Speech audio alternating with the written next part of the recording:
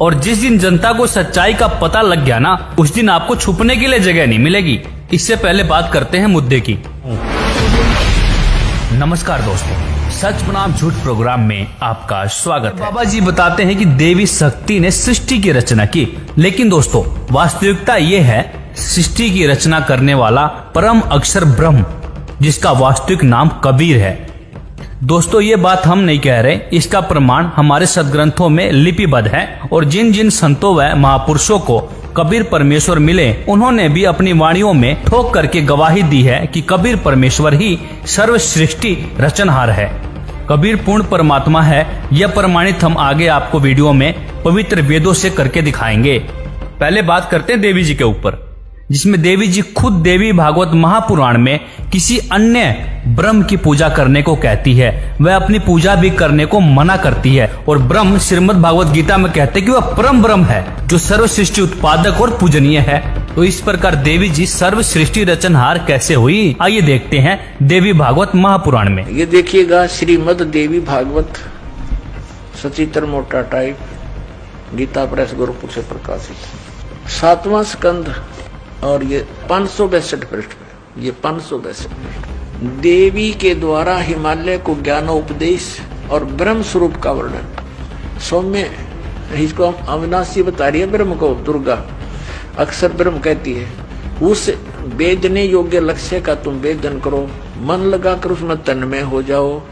सौम्य, उपनिषद में कथित महान अस्त्र रूप धनुष को लेकर उपासना द्वारा तीक्ष्ण किया हुआ बाण संधान करो, और फिर भावानुगत चित्त के द्वारा उस बाण को खींचकर उस अक्षर रूप ब्रह्म को, अक्षर ब्रह्म समझो, ही लक्ष्य बनाकर वेदन करो। उसका मंत्र क्या बता रही है अक्षर ब्रह्म का? ओम। प्रणव माने ओम, धनुष है, जीवात्मा जाप करे और ब्रह्म को उद्देश्य रखे। आगे देखो, उस एकमात्र परमात्मा को ही जाने, दूसरी सब बातों को छोड़ दे। यहाँ दुर्गा जी ने अपनी साधना को भी रिजेक्ट कर दिया कि केवल उस एक ब्रह्म को ही जाने। यही अमृत रूप परमात्मा के पास पहुंचाने वाला पुल है। अब दुर्गा क्या कह रही है कि केवल एक ब्रह्म की पूजा करो, मेरी पूजा भी छोड़ दो। इस आत्मा का परमात्मा का को ओम के जप के साथ ध्यान करो। इससे अज्ञान में अंधकार से सर्वथा परे और संसार समुद्र से उस पार जो ब्रह्म है उसको पा जाओगे, तुम्हारा कल्याण हो। दोस्तों जैसा कि आपने देखा, यहाँ पर दुर्गा जी खुद अपनी पूजा को रिजेक्ट करके ब्रह्म की पूजा करने को कहती है। और आगे आपको दिखाएंगे वह ब्रह्म श्रीमद् भागवत गीता में किसी अन्य परमेश्वर की पूजा करने को कहते हैं। अब आइए देखते हैं श्रीमद् भागवत गीता जी में जो ब्रह्म है वह किसी अन्य की पूजा करने को कह रहे हैं। श्रीमद् भागवत गीता के अध्याय 18 के श्लोक नंबर 62 में क्या लिखा है? हे भारत, तू सर्व प्रकार से उस परमेश्वर की ही शरण में जा। उस परमात्मा की कृपा से ही तू परम शांति को तथा सनातन परम धाम को प्राप्त होगा। इसी तरह गीता अध्याय 15 के श्लोक नंबर 16-17 में स्पष्ट किया गया है कि 3 प्रभु हैं, एक क्षर पुरुष ब्रह्म, दूसरा अक्षर पुरुष पर ब्रह्म और तीसरा परम अक्षर पुरुष यानी पूर्ण ब्रह्म। क्षर पुरुष तथा अक्षर पुरुष वास्तव में अविनाशी नहीं है। वह अविनाशी परमात्मा तो इन दोनों से अन्य ही है। वही तीनों लोकों में प्रवेश करके सर्व का धारण पोषण करता है। इसके अनुवादक है जयदयाल गोविंद का और प्रकाशक है श्री गीता प्रेस गोरखपुर। 15वें अध्याय और श्लोक नंबर 16 यहाँ पर है। इसमें 2 परमात्मा, 2 प्रभु, 2 ब्रह्म लिखे हैं। द्वौ इमौ पुरुषो लोके सर च अक्षर एव च सर सर्वाणी भूतानि कुटस्थ अक्षर उच्यते। इस सर पुरुष और अक्षर पुरुष के लोकों को पृथ्वी वाला लोक बोलते हैं। इस लोक में सरपुरुष, सरपुरुष, इसको यहाँ और यहाँ दोनों जगह लगा लेंगे। सरपुरुष और अक्षर पुरुष ये 2 ब्रह्म हैं, 2 भगवान हैं, 2 प्रभु हैं। और इन दोनों के लोकों में सभी प्राणियों के स्थूल शरीर तो नाशवान है, सर है, और जीवात्मा अविनाशी कहते हैं, या इन्हीं के अनुवाद में। इस संसार में नासवान और अविनाशी भी दो प्रकार के पुरुष माने प्रभु हैं। पुरुष माने प्रभु हैं, दो स्वामी हैं, दो, एक सरपुरुष को हो, दूसरे को अक्षर पुरुष को हो। इन्होंने अविनाशी पुरुष लिख दिया अक्षर पुरुष को, और सरपुरुष को नासवान कर दिया। नासवान ये भी अविनाशी, ये भी नासवान ही है, लेकिन इसको कैसे सिद्ध करेंगे आगे बताएंगे। और संपूर्ण प्राणियों के शरीर तो नासवान है, जीवात्मा विनाशी कहा जाता है। अब ये अक्षर पुरुष भी नासवान है। अक्षर पुरुष दो परमात्मा है। अब इससे सिद्ध होगा ये कैसे नासवान है। 17वें में कहा है कि उत्तम पुरुष तो अन्य है। उत्तम पुरुष, पुरुषोत्तम, श्रेष्ठ परमात्मा, वास्तव में जो सही श्रेष्ठ भगवान है वो तो इन ऊपर वर्णित सरपुरुष और अक्षर पुरुष से, इस अक्षर पुरुष को परब्रह्म भी कहते हैं, सरपुरुष को ब्रह्म भी कहते हैं। ब्रह्म और परब्रह्म से वो कोई और है। उत्तम पुरुष तो अन्य है, वो तो कोई और है। परमात्मा इति उदाहरते, जिसको भगवान कहा जाता है। और यह लोकतरम आविश्य विभर्ति अव्यय ईश्वर है, जो तीनों लोकों में प्रवेश करके सबका धारण पोषण करता है। वो है अविनाशी परमात्मा, अविनाशी परम अक्षर ब्रह्म, वो परम अक्षर ब्रह्म है। 8वां अध्याय। अर्जुन ने पूछा प्रथम उसमें, किम तत् ब्रह्म किम अध्यात्म, हे परमात्मा तत् ब्रह्म क्या है, तत् ब्रह्म क्या है, वह ब्रह्म क्या है। इसका उत्तर उसने तीसरे मंत्र में दिया है, 8वें अध्याय के ही। वह परम अक्षर ब्रह्म है। एक सरब्रह्म, एक अक्षर ब्रह्म, ये परम अक्षर ब्रह्म है। अभी देखिएगा 15वें अध्याय का गीता अध्याय नंबर 15 और श्लोक नंबर ये है 4। उसके पश्चात उस परम पद रूप परमेश्वर को भली भांति खोजना चाहिए, जिसमें गए हुए पुरुष यानी साधक फिर लौटकर संसार में नहीं आते, और जिस परमेश्वर से पुरातन संसार वर्ष की प्रवृत्ति विस्तार को प्राप्त हुई है, उसी आदि पुरुष नारायण की मैं शरण हूँ। इस प्रकार दृढ़ निश्चय करके उस परमेश्वर का मनन और निधि ध्यान करना चाहिए। इससे सिद्ध हुआ कि सृष्टि का रचयिता अन्य कोई पुरुष परमेश्वर है, ना कि देवी जी। देवी जी का तो हमारे सदग्रंथों में सृष्टि रचयिता होने का कहीं प्रमाण ही नहीं मिलता है। यहाँ पर तो परम अक्षर पुरुष को कहा गया है, ना कि देवी जी को। दोस्तों, जैसे कि आपने देखा, देवी जी ब्रह्म की पूजा करने को कहती है। फिर गीता जी 18 के 62 में आपने देखा कि जो ब्रह्म है वह किसी अन्य परमेश्वर की शरण में जाकर पूजा करने को कहते हैं। तो आइए वेदों से प्रमाणित करते हैं कि वह परमेश्वर कौन है जिसने सृष्टि की रचना करी, जो पूजा के योग्य है, और उस परमेश्वर का क्या नाम है और वह कहाँ रहता है, और किस प्रकार से इस धरा पर आकर के अच्छी आत्माओं या दृढ़ भक्तों को मिलता है।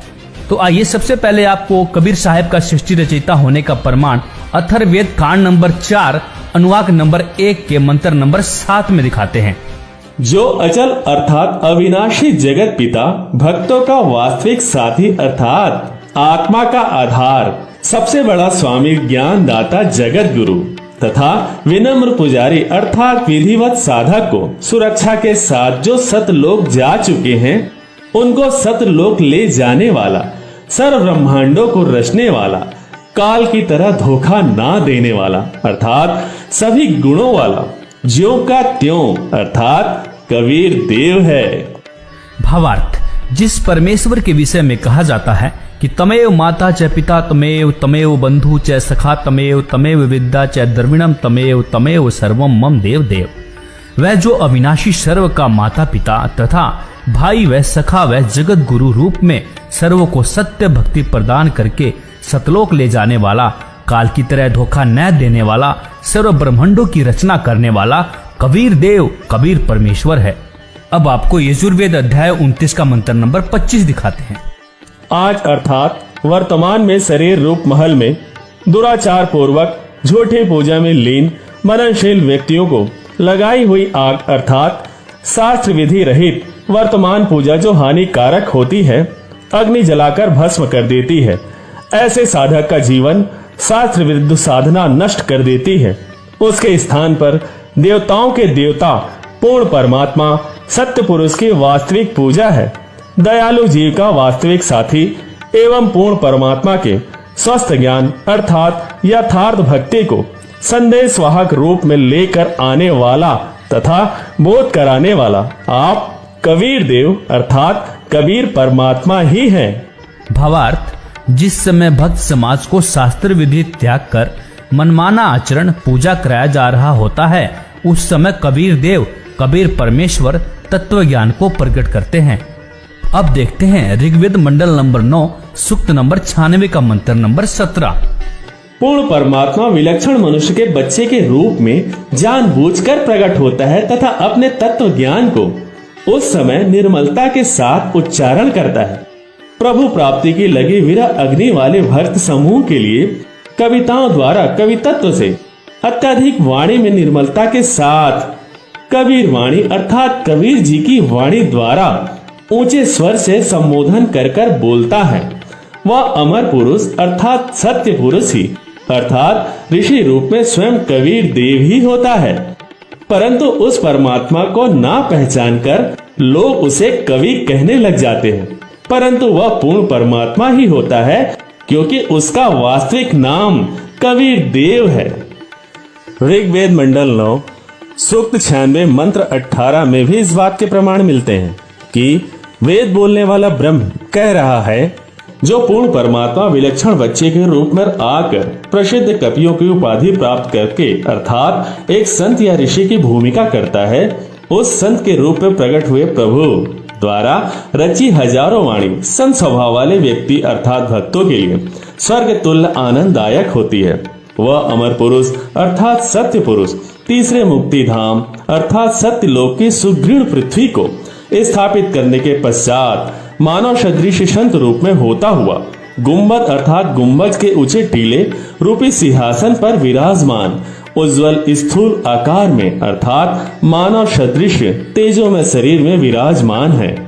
भावार्थ, मंत्र नंबर 17 और 18 में कहा गया है कि कबीर देव शिशु रूप धारण कर लेता है, लीला करता हुआ बड़ा होता है, कविताओं द्वारा तत्व ज्ञान वर्णन करने के कारण कवि की पदवी प्राप्त करता है, अर्थात उसे ऋषि संत व कवि कहने लग जाते हैं। वास्तव में वह पूर्ण परमात्मा कबीर ही है। उसके द्वारा रची अमृतवाणी कबीर वाणी कही जाती है, जो भक्तों के लिए स्वर्ग तुल्य सुखदायी होती है। आइए अब देखते हैं सामवेद अध्याय 4 के खंड 25 के श्लोक 8 के शब्दार्थ को। पूर्ण समर्थ कबीर देव अर्थात कबीर परमेश्वर विशाल शक्ति युक्त अर्थात सर्वशक्तिमान तेज पुंज का शरीर मायावी बनाकर प्रकट होकर अर्थात अवतार धरकर अपने सत्य शब्द व सत्य नाम रूपी शस्त्र से काल ब्रह्म के पाप रूपी बंधन रूपी किले को तोड़ने वाला टुकड़े टुकड़े करने वाला सर्व सुखदायक परमेश्वर सर्व जगत के सर्व प्राणियों को मनसा वाचा कर्मणा अर्थात पूर्व निष्ठा के साथ अन्यन्य मन से धार्मिक कर्मों द्वारा सत्य भक्ति से स्तुति उपासक करने योग्य है। अब आपको दिखाते हैं वेदों के अनुसार वह असंख्य ब्रह्मांड का मालिक संत रूप धारण करके उपदेश देने की इच्छा से मृत्युलोक पर आकर महापुरुषों से मिलते हैं। ऋग्वेद मंडल 9 सूक्त 82 मंत्र 1 और 2 का भावार्थ है कि जो सर्वोत्पादक प्रभु प्रकाश स्वरूप सद्गुणों की वृष्टि करने वाला पापों का हरण करने वाला वह राजा के समान दर्शनीय है और वह पृथ्वी आदि लोक लोकांतरों के चारों ओर शब्दमान हो रहा है। वह वर्णीय पुरुष को जो दृढ़ भक्त हैं उनको पवित्र करता हुआ प्राप्त होता है।